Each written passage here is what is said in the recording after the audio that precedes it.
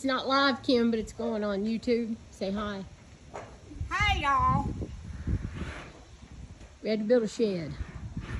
Gonna have to spend a tax season in the apartment. And when I say we, I mean Dad. Had to build a shed because I don't want to pay for storage. And by the time you buy a storage building and haven't moved, you've spent what you could spend on the shed. Dad's still working. But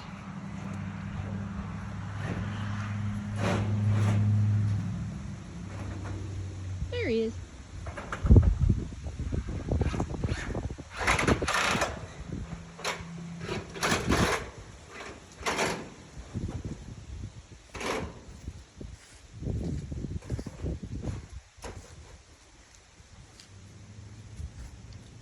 Hey, y'all.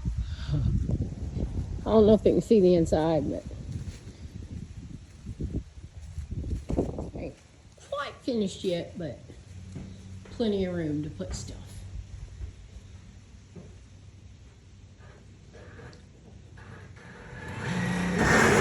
This is a what, Kim, a 16 by 20? Yeah. And what's the overhang?